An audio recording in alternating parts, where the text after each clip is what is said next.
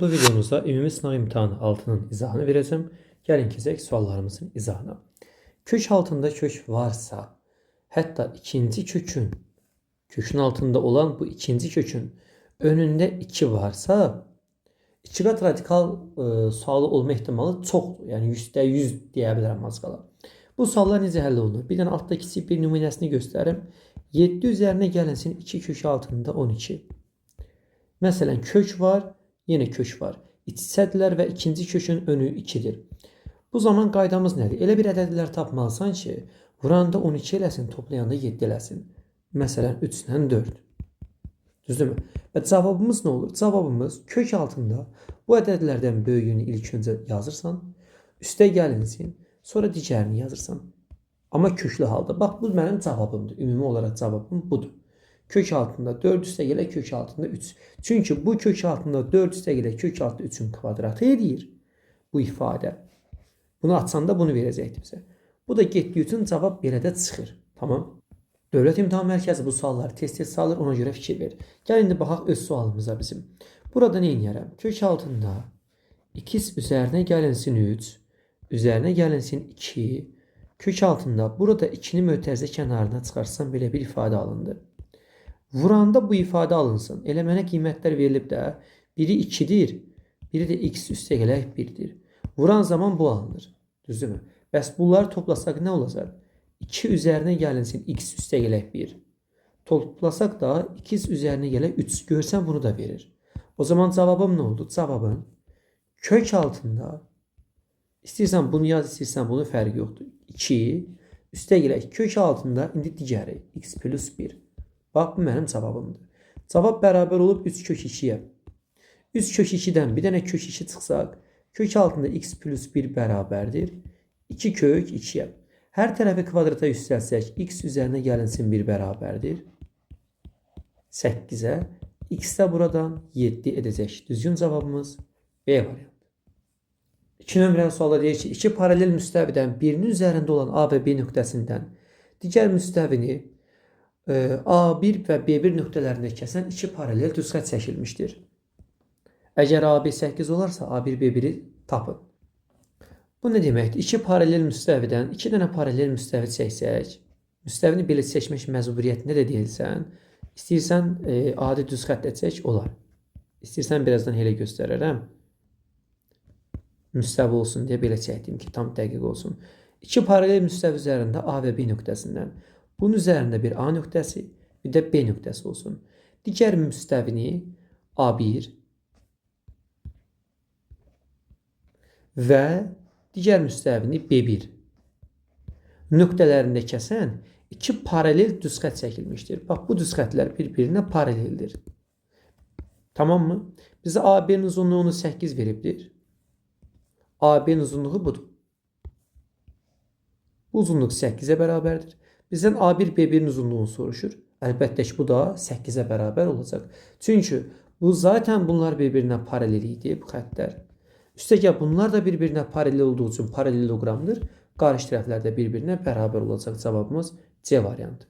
3 nömrəli suala baxaq. B3 vurulsun B11 36'ya bərabərdir. B7 soruş olurdu.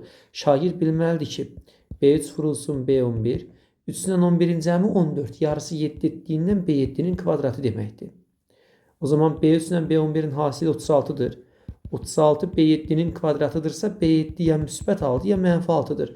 Müsbət soruşulduğu üçün cavabımız B variantı. Amma şagird imtahanda bunu da unutsa, B1'ə gətirmək üsulu ilə yaza bilər. Necə? B3'ü parçalayıb B1 vurulsun Q kvadratı, B11'i parçalayıb B1 vurulsun Q üzərində 10 bərabər 6'nı da 6'nın kvadratı kimi yaza bilər. Burada B1'in kvadratı Q üzərində 12 bərabərdir 6'nın kvadratına. Qüvvətləri 2'yə bölsəm, B1 vurulsun Q üzərində 6 bərabər 6'ya. Bu da B7 deməkdir. B7 6 edəcək. Düzgün cavab B variantı. Gəlin baxaq 7 nömrəli suala. 7 üzərində x bərabərdir 0,3, 9'da 3 deməkdir. Bu da ixtisar gedəcək, 3'də 1 edəcək. 49 üstü 7'ni mən 7 üzərində 2y yaza bilərəm. 49 7'nin kvadratı deməkdir. Üstündə y var. Bu 3'də 1'in yerinə də bu 7 üstü x yazacağım. Ayaqlar eyni olduğuna görə qüvvətlər də eyni olacağından 2y-in cavabı x olacaq. Kəsirimizdə x gördüyümüz yerə 2y yazaq. 2y-dən y toplasaq 3y bərabərdir. Bölək. 2y-dən y çıxanda y. Cavabımız 3 edəcək. C variantı. Gəlin baxaq 5 nömrəli suala. AB çoxluqları üçün A-da olub B-də olmayan elementlərin sayı 10'dur. B-də olub A-da olmayan elementlərin sayı 6'dır. 2 dənə Euler-Venn diaqramını çəkirəm. Biri A çoxluğu olsun, biri B çoxluğu olsun. A-da olub B-də olmayan 10 dənədirsə bura 10, digərinə 6 yazaq. Birləşməmizin qiymətini 21 veribdir. Bu birləşməmiz 21 eləməlidir. O zaman 16 üzərinə gəlinsin x 21 edəcəksə x-in cavabı buradan nə edəcək? 5. Kəsişmədə olan elementlərimizin sayı 5'dir. B variantı. 6 nömrəli suala baxaq. Loqaritmik ifadələrin cəmi soruşulur. Yadda saxla, kəsirin məxrəcində loqaritmanın qalması əlverişli deyil. Bunu normal hala gətirmək lazımdır. Əgər mən bunu normal loqaritma kəsirsiz halda yazıramsa, bunun bu hissələri yer dəyişməlidir. 30'dan 2 üzərinə gəlinsin loqaritma, 30'dan 3 üzərinə gəlinsin loqaritma, 30'dan 5. Bunun hər birinin yerlərini dəyişdim. Oldu loqaritma. Ayaqlar eyni olduğu üçün 30'dan. Bunlar hər biri bir-birinə vurulacaq. 2 dəfə 3'üm 6, 6 dəfə 5'im 30. Loqaritma 30'dan 31 deməkdir. Düzgün cavab B variantı. Gəlin baxaq 7 nömrəli suala. Kompleks bir ifadəyə aid bir sualdır. İ xəyali ədəddir. Xəyali hissənin qüvvətini verib 17, 18, 19, 20. Əgər qüvvət böyük olduğu zaman qaydamız nə idi? Qüvvəti 4'ə bölürsüz. Qalığı yazırsınız bunun yerinə. 17'ni 4'ə böləndə 4 dəfə 16'm qalıq 1 qalar. Bunu silib yerinə 1 yazıram. Oldu i üzərində 1, yəni i. Üstə gələk. 18'i 4'ə böləndə 4 dəfə 4'üm 16 qalıq 2 olduğundan 2 yazacağım i'nin kvadratı. 19'u 4'ə böldüyüm zaman 4 dəfə qalıq 3 qalacağından olacaq i'nin kubu. 20'ni 4'ə böləndə 5 dəfə qalıq 0 qaldığından i üstü 0 yazacağım. İndi bax. i demək i deməkdir. I kvadratı -1 deməkdir. -1 yazıram. I kubu nə deməkdir? I kubu i kvadratını i'yə vurmaq deməkdir. I kvadratı -1 olduğundan -1 də i'yə dəydiyindən -i deməkdir. I kubu -i deməkdir. I üstü 0 da 1 deməkdir. Buradan bunlar bir-birini götürəcək. Cavabımız 0 olacaq. D variantı. Gəlin bax 8 nömrəli suala. Mərkəzi koordinatlarını və radiusu soruşulur çevrənin. Şagirdlərə hər zaman bunu deyirəm. Qaydasını yazmaq lazımdır. Gəlin bir dənə bir yerdə baxaq. X-ləri bir yerə yığsaq, x-in kvadratı -6x üzərinə gəlinsin, y-in kvadratı üzərinə gəlinsin 8y bərabərdir 0'a. Bunu yazdım. Burada bu ifadəni tam kvadrata gətirmək üsulu ilə həll edəcəm. 6'nın yarısını götürürəm. Oldu x minus 3'ün kvadratı. Düzdürmü? Bunu atsam, bax bunu atsam, nə baş verəcək? X-in kvadratı minus 6x plus 9 yaranacaq. Görsən bu ifadə var. Amma əlavə yerə 9 yaranır. Bu yaranmasın deyə bu 9'u çıxıram. Bax qayda budur. Mənim dəst xəttimə uyğunlaşmağını xahiş edirəm sənə. Bunun ortada duranın ikinci həddin əmsalının yarısını götürürsən, deyirsən x minus 3 kvadrata yüksəldirsən. Hər zaman burada duran nədirsə, onun kvadratını çıx. 9 üstə gələk. Ya Allah. 8'in yarısına qədər eləyəcək 4. Y üstə gəlmə olduğu üçün üstə gələk. 4'ün kvadratını yazırsan. Həmişə burada duran nədirsə onun kvadratını çıx. 4'ün kvadratı 16. Bunları atsan bu ifadə verəcək. Narahat olma. Oldu x minus 3'ün kvadratı. Y üstə gələk 4'ün kvadratı. Çıxaq 25 bərabər 0'a. Bunu da sağa göndərəndə müsbət 25 edəcək. Çevrənin mərkəzi koordinatları x minus a''nın kvadratı üzərinə gəlinsin y minus b''nin kvadratı bərabər r kvadratı. Bu çevrənin tənliyidir. Buradan a ilə b mərkəzi koordinatlardır. Mötərizənin üçün sıfıra çevirən qiymətlər 3 ilə -4. Bunlar mərkəzi koordinatlardır. Bu da radiusun kvadratıdır. Demək ki, radiusumuzda 5 olacaq. Cavabımız 3 ilə -4, radiusumuz 5. Düzgün cavab A variantı. Gəlin baxaq 9 nömrəli suala. Funksiyanın əsas dövrünü soruşur. Kosinus və sinusda dövr tapılanda belə idi qayda. Əgər qüvvət Əgər bunun qüvvəti, bu n tək olarsa, bizim dövrümüz 2 pi bölək m idi. Yox, əgər qüvvət cüt olsaydı, n cüt olarsa, t, yəni dövr, pi bölək m şəklində olurdu. Düzdürmü? İndi bizim qüvvətimiz, kosinusun qüvvəti tək olduğundan dövrümüz 2 pi bölək m. M x-in qabağındadır. X-in qabağı 4 olduğu üçün cavabımız pi bölək 2 olacaq. Yəni B variantı. 10 nömrəli suala baxaq. Buradan mən 2-ni kök altında 4 kimi yaza bilərəm. Kiçikdir 3-cü dərəcədən kök altında 2, kiçikdir kök altında 5 kimi yazdım. Bunların hər birini eyni dərəcəyə gətirəcəm. Burada 2'dir, yazılmayan 2 var. Mən bunu 3'e vurup 6'ya getireceğim. Bax. Burada yazılmayan 2'ler var. Hem 2'ni hem 3'ü ortak ne var? 6'dır. Her ikisini 6'ya getireceğim. Bunu 3'e vuraram 6 olsun ama buranı da 3'e vurmalısınız.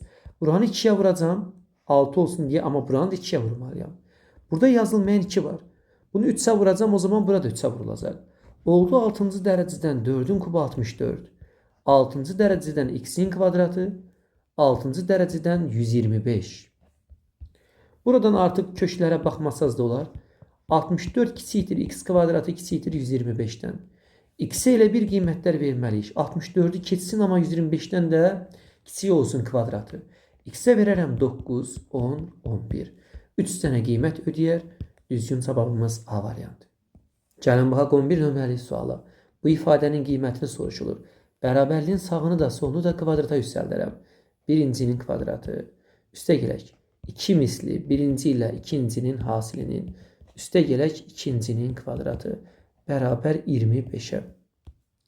Buradan a'lar gələcək. A'nın kvadratı üzərinə gəlinsin. A'nın kvadratında bir bərabərdir. 25'dən 2 çıxanda 23 edəcək. Düzgün cavabımız C variantı. Gəlin baxaq 12 nömrəli suala. Bu cür trigonometrik təndikləri yazarkən müxtəlif üsulları əl atanlar var. Bunu sinus 2x-ə gətirənlər var. Amma məsləhətim nədir? Hər tərəfi kosinus kvadratı x-ə bölün. Bax, bərabər verilmiş ifadənin hər bir həddini kosinus kvadratına böləcəm. Buradan yazsaq olarmı? Bax, yazıram ki, sinus kvadratı x bölünsün kosinus kvadratı x. Çıxılsın 4 sin x. Yer çatmadığı üçün bu səhvədə yazmaq qərarına gəldim. Gəl belə edək. Hər tərəfi kosinus kvadratına bölək. Bax, bunun hər tərəfini kosinus kvadratına böləcəm. Sinus kvadratını kosinus kvadratına bölmək nəyi verir bizə? Tangens kvadratını. Çıxılsın. Kos kvadratı ilə bu kos gedəcək. Aşağıda bir dənə kos qalacaq. Sinus bölək kosinus oldu. Sinusu kosinusa bölmək tangens deməkdir. 4 tangens x. Kosinuslar getdi, 3 qaldı, 0 edəcək. İndi bax, köklər hasilimiz, köklər cəmimi 4 eləyən hansı ədədlərdir? Tangens x ya 3'dür. Tangens x, buna bir a gözü ilə bax da, a kvadratı çıxaq 4a üstə gələk 3 bərabər 0. Köklərin burada nədir? 3 ilə 1'dir. Yəni tangens x-im 3'də ola bilər. Tangens x-im 1'də ola bilər. Tangens 1'i nə zaman alır? X bərabərdir pi bölək 4 üstə gələk pi k. Tangens 3'ü ne zaman alır? X bərabərdir. Bilmədiyimiz üçün arc tangens yazsan. Arc tangens 3 üzərinə gələk pi k. Düzgün cavabımız A variantı. Gəlin baxaq 13 nömrəli suala. Deməli 10x bərabər pi verilibdir. Buradan x'i tapası olsaq, x'in cavabı pi bölək 10'dur. Aparıb yerinə yazsaq, sinus, bunu şagirdlərim belə yazmış deyə onların üsulü ilə davam eləmək istəyirəm. 7 vurulsun pi bölək 10. Üzərinə gəlinsin kosinus 2 vurulsun pi bölək 10. Üzərinə gəlinsin. Gəl belə deyək də. Niyə uzadırıq ki? Burada pi 180 dərəcə deyilmi? X'i tapanda 180'i 10'a böləndə neçə edəcək? 18. X'in yerinə 18 yazacaq. Olacaq sinus 7 dəfə 18'im 7 və 8'im 56, 1'ə də vuranda 126. Üstə gələk kosinus 18'i vuranda 36. Üstə gələk tangens 18'i vuranda 108 bölünsün. 2 kosinus 8'i 18'e vuranda 144 tangens 18'i 4'e vuranda 72 edəcək. Bunları yerinə yazdım. İndi burada şagird hansı bilgiləri bilməlidir? Əgər iki bucağın cəmi 180 dərəcə eləyirsə, məsələn 30 dərəcə ilə 150 dərəcənin cəmi 180 dərəcə eləyirsə, yeganə sinusdur ki, sinus 30 məsələn, sinus 150-yə bərabərdir. Cəm 180 eləyirsə. Amma digərləri belə bir şey eləyir. Kosinus 30 mənfi kosinus 150-yə bərabərdir. Kosinus tangens 30 məsələn yazıram. Mənfi tangens 150-yə bərabərdir. Kotangens də həmçinin. İndi bax, amma sinus müsbətinə bərabərdir. Mən bu sinus 126-nı silib bunun yerinə nə yazacağam? Əgər biz bunu belə eləyək istəyirsənsə, 126-nı silirəm. Yerinə bunun 90 üstə gələk 36 yaza bilərəmmi? Sinus 90 üstə gələk 36. Sinus 90 üstə gələk 36 nəyə bərabərdir? 90-da ad dəyişəcək. 90 dərəcə bura olduğu üçün toplama zamanı ikinci rübdə sinus müsbət olduğundan ad dəyişib olacaq kosinus 36. Kosinus 36 etdiyindən bir dənə burada oldu 2 dənə kosinus 36. Tangens 108 nə deməkdir? Bayaq dedim, 180-ə tamamlasaq biz bunu mənfi tangens ya da istəyirsənsə bura qalsın, bura müsbət kimi bunlar qalsın. Qəbul eləyək. Bu tangens 108-ə dəyməyək. Aşağıdakılarını həll eləyək. 2 kosinus 144 deyil, 144-ü 180-ə tamamlamaq üçün nə çatışmır? 36 dərəcə. Mən bunu amma mənfisini yazacağam. Mənfi 2 kosinus 36 dərəcə. Sonra tangens 72-ni 180-ə tamamlamaq üçün 108 çatışmır. Mən bunu mənfi tangens 108 yazacağam. Aşağıdakı ifadənin mötərizə xaricini çıxarsaq mənfini, bu ifadələr bir-birini götürəcək, cavab mənfi 1 olacaq. Yaxşı, gəlin baxaq 14 nömrəli suala. Bu sual digər suallardan nisbətən çətindir. Nəzərinizə çatdırmaq istəyirəm ki, bu sınaqlar Dövlət İmtahan Mərkəzinin uyğun salınmır. Yəni əslində bu biraz çətin salınıb ki, başa düşəsiniz, mövzunu əhatə eləsin. Yoxsa asan sınaqlar işləmək istəyənlər varsa, Dövlət İmtahan Mərkəzinin keçirdiyi əvvəlki illərin qəbullarını işləyə bilərlər. Burada deyir ki, OY oxuna nəzərən simmetrikdir. Aşağıdakı bir funksiya. OY oxuna nəzərən simmetrik nə deməkdir? Funksiyamızın cüt funksiya olduğuna dair məlumat verir. Demək bizim bu funksiya cüt funksiyadır. Fx bərabərdir. Mənfi x-in kvadratı üzərinə gəlinsin. M kvadratı çıxılsın 4x üstə gələk m kvadrat üstə gələk 4. Bu cüt funksiyaymış. Əgər bizim bu funksiya cüt funksiyadırsa, burada tək olan funksiyaya aid heç nə olmamalıdır. X-in kvadratı cütdür, tamam. Sərbəst həddlər, bunlar da cüt sayılır, tamam. Amma bizim bu x-imiz burada olmamalıdır. Çünki bu cüt funksiyanı pozur. Ona görə bu 0 olmalıdır. Yazıram m kvadratı çıxılsın 4 0 olmalıdır. Buradan m kvadratı 4 edəcək. M kvadratını 4 tapdıq, düzdürmü? Bu 0 elədi, bu da getdi. Funksiyamız oldu. Fx bərabərdir mənfi x-in kvadratı. Üzərinə gələk. M kvadratını 4 tapmamışam. 4-ün üzərinə 4 gələndə 8. Bax, bu mənim ana funksiyamdır. Tamam. Funksiyanın özünü tapdıq. Bizdən nə istəyir? Bizdə yaranan burada fiqur var, kvadrat. Bunun sahəsini soruşur. İndi bu kvadrat olduğuna görə bunun hər tərəfi eynidir. Bax, bunun hər tərəfi nədir? Eynidir. Mən götürürəm x oxu üzərində bir dənə qiymət. Bax, bu x oxu üzərində, bu x oxu deyilmi? Bu x oxu üzərində bir qiymət götürsəm, x götürsəm, bu kvadrat olduğu üçün buradan bura olan hissə ilə buradan bura olan hissə bir-birinə bərabər olmalıydı. Simmetrik olduğuna görə y-ə nəzərəm. Bura x isə bura nədir? Bura mənfi x-dir. Bəs toplam bura neçə x elədi?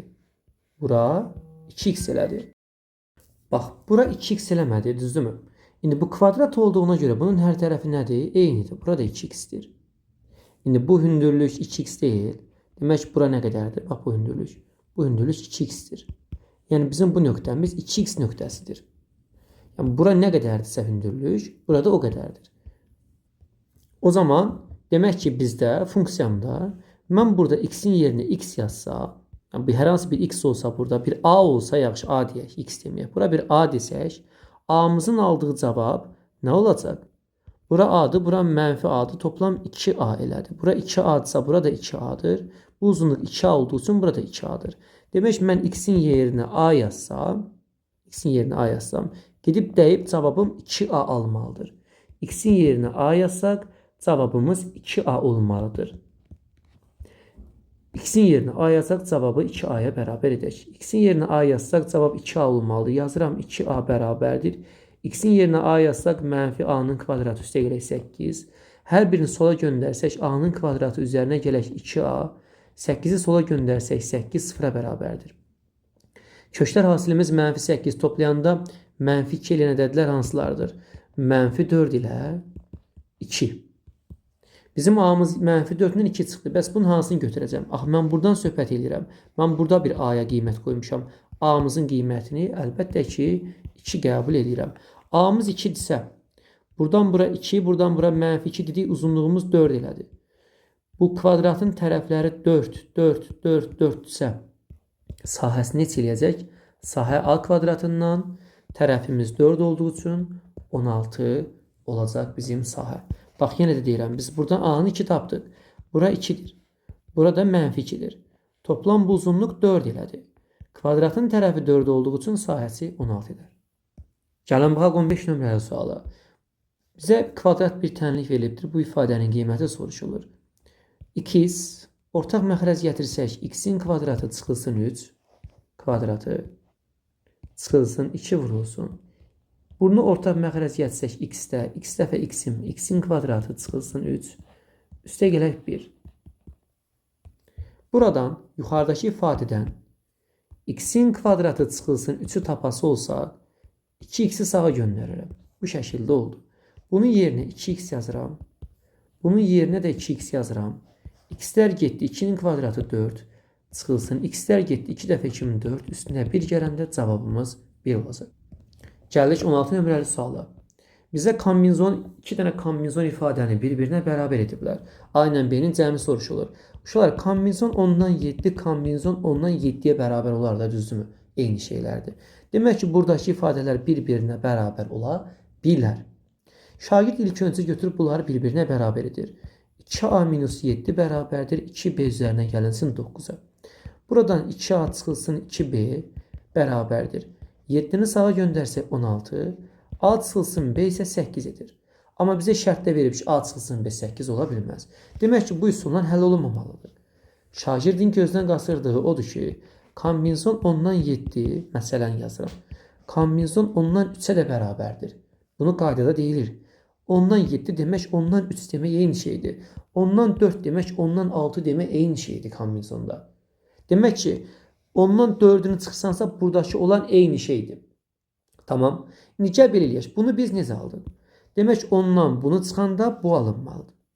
Yəni 10'dan bunu çıxanda bu alınmalıdır. 10 çıxılsın 2A minus 7 və yaxud da belə deyək də, bu ikisinin cəmi 10 eləməlidir. 10 bərabərdir 2B üstə gələk 9, üstə gələk 2A minus 7 eləməlidir. Buradan 9'dan 7 çıxanda 2 qalacaq. Oldu 10 bərabərdir 2B üstə gəl 2A üstə gəl 2. 10'dan 2 çıxanda 8 qalacaq. 2B üstə gəl 2A'ya. Hər tərəfi 2'yə bölsək 4 bərabər A üzərinə gələk B. A üzərinə gəlinsin B'nin cavabı soruşulurdu. Düzgün cavabımız 4 olacaq. Gəlin baxaq 17 nömrəli suala. 17 nömrəli sual əvvəlki ümumi sınaq imtahanında var idi. Təkrar yada salmaq üçün salınmışdır bu sual. ABCD çoxbucaqlısında ABD 72 dərəcə olduğuna görə bu çoxbucaqlının diagonallarının sayı soruşulur. Diagonalların sayının düsturu n vurulsun n-3 bölək 2'dir. Bura mən 72 yazsam, yazılıbdır. Mən bura bir alfa yazsam, bura bir alfa yazsam, düzgün çoxbucaqlı olduğu üçün bütün tərəfləri eyni olduğundan burada nə olacaq? Alfa olacaq. Bucaqlarımız da eynidir. Düzgün çoxbucaqlının bütün bucaqları eyni olduğuna görə bu bucaq toplamda 72 üstəgəl alfa olduğundan bu bucaq da 72 üstəgəl alfa olacaq. İndi bizim bu üç bucağın daxil bucaqların cəmi 180 olmalıdır. Alfa üzərinə gəlinsin 72 üstəgələk alfa, üstəgələk alfa 180 olmalıdır. 3 alfa bərabərdir 108'ə, alfamıza bərabərdir 36 olacaq. Demək bizim alfamız 36'dırsa 36'nın üzərinə 72 gələndə neçə edəcək? 108. Bir daxili bucağımızı 108 tapdıq. Bizim xarici bucağımız neçə olacaq? 108 daxili bucağımızsa, xarici bucağımız 72 dərəcə olacaq. Çoxbucaqlının xarici bucaqlarının cəmi 360 dərəcə olduğunu bildik. Bir xarici bucağım 72 dərəcədirsə, 360-ı 72-yə bölüb tərəfimin sayını tapmaq istəyirəm. Onu görə belə edirəm. 360-ı 72-yə böləndə 5 dəfə eləyəcək. Demək bizim 5 dənə xarici bucağımız var. Demək bizim bu fiqurumuz 5 bucaqlı imiş. Enimizin qiymətini 5 tapandan sonra yerinə yazacağım. 5 vurulsun. 5-dən 3 çıxanda 2 bölək 2. Cavabımız 5 edəcək. Gəlin baxaq 18 nömrəli suala. ABCD paralelogramında AB'nin 4 olduğunu verib. Bu uzunluq 4'e bərabərdir. BAD bucağı, bu bucaq 60 dərəcə olduğu qeyd olunur. Bizə deyir ki, M nöqtəsi BC tərəfi üzərində hər hansı bir nöqtədir.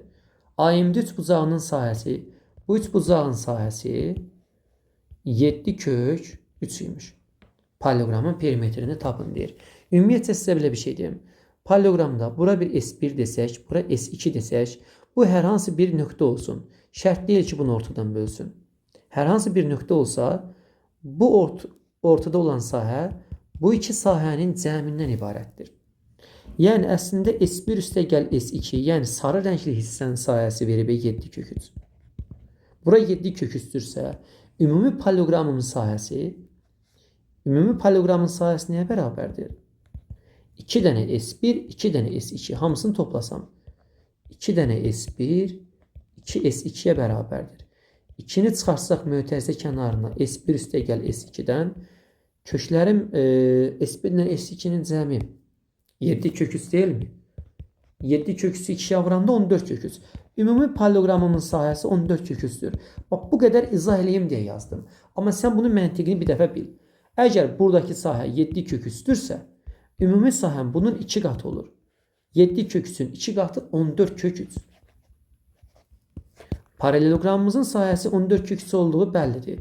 Paralelogramın sahəsini necə tapırdıq? Tərəflər verilibsə, tərəfi verib 4. Bu tərəfin nə olduğunu bilmirik, x. Bu bucağın 60 dərəcə olduğu verilibdir. Paralelogramın tərəf və bucaq arasında belə bir sahə düsturu var idi. A vurulsun, B vurulsun, sinüs alfa. Yazıram 14 kök 3 bərabərdir. Tərəfim x, digər tərəfim 4. Sinüs 60'da da nə alır? 2'də kök 3. Sinüs 60 yazdım bura. Kök 3'lər buradan gedər. 4 ilə 2 gedib 2 qalacaq. X'imin cavabı 7'dir. Demək bu uzunluq 7'yə bərabərdir. Bu uzunluq 4'ə bərabərdir. Perimetr soruşulurdu bizdən. Perimetrimiz 7, 7, 14, 4, 4, 8, 22 edəcək. Çox şahın səhv yazdığı 19 nömrəli sualın gəlin izahına baxaq. Loqaritmik tənliyi necə əldə edirdik? Loqaritmada bu hissə bərabər yazılır. X'in kvadrata çıxılsın 11x üzərinə gəlinsin 31 bərabərdir. Bu ifadə 2'nin üzərinə alırdı. X minus 5'in mötərizə kvadratı. Oldu birincinin kvadratı çıxılsın, hələ bunu yazaq. Birincinin kvadratı çıxılsın. Birinci ilə ikincinin hasili üzərinə gəlinsin 25. Buradan x kvadratları gedər. Mənfi 10x'i sola göndərəndə və yaxud da bu birisini sağa göndərsək 31'dən 25 çıxsaq 6 qalacaq. 11x'dən çıxacaq 10x. Bu da x edəcək. X'in cavabı 6 olduğu tapılır. Amma yadda saxlayın. Loqaritmanın bu hissəsi bu a 1 ola bilməz. Sən x'in yerinə 6 yazsan 6'dan 5 çıxanda 1 qalacaq. Ona görə bu tənliyin həlli yoxdur.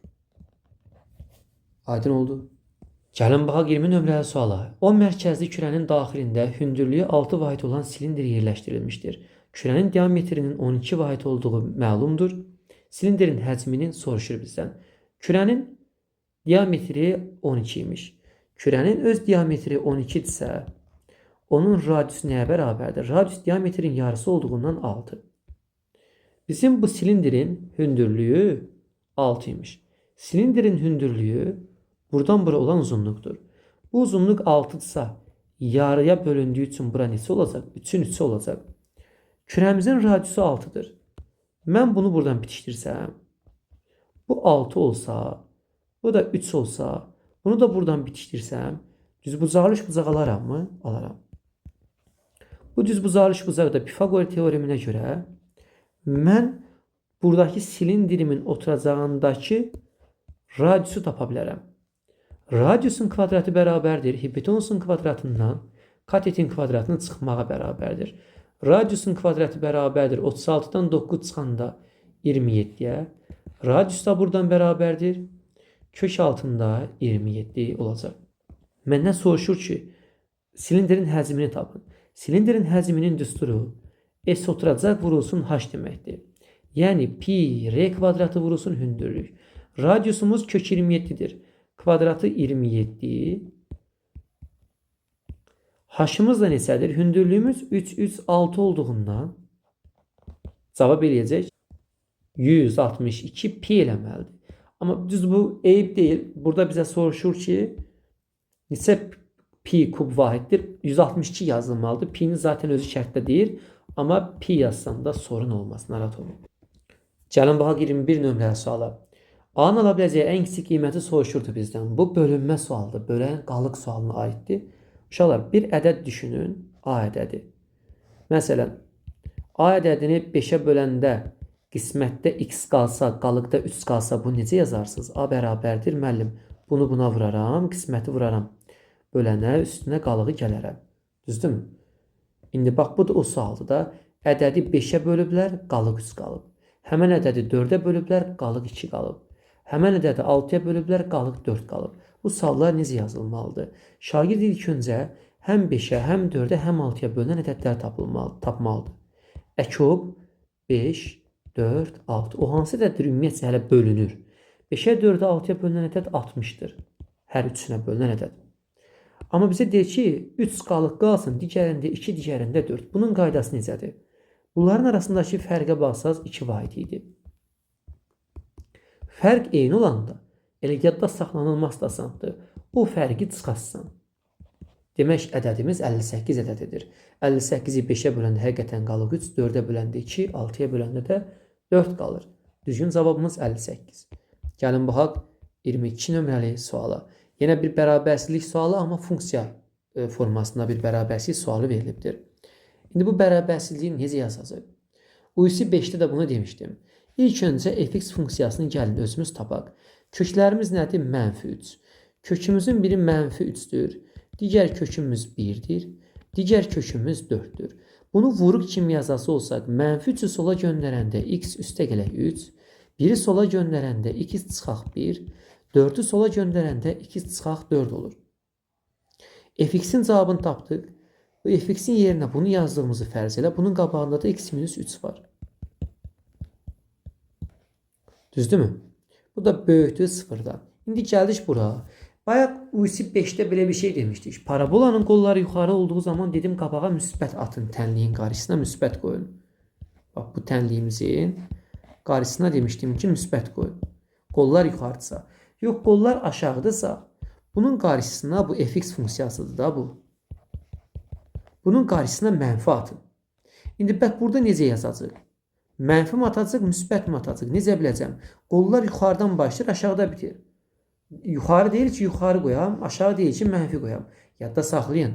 Bu cür ifadələr cüt parabolalarda, cüt funksiyalarda belə olur. Qollar yuxarıdsa müsbət, aşağıdsa mənfi.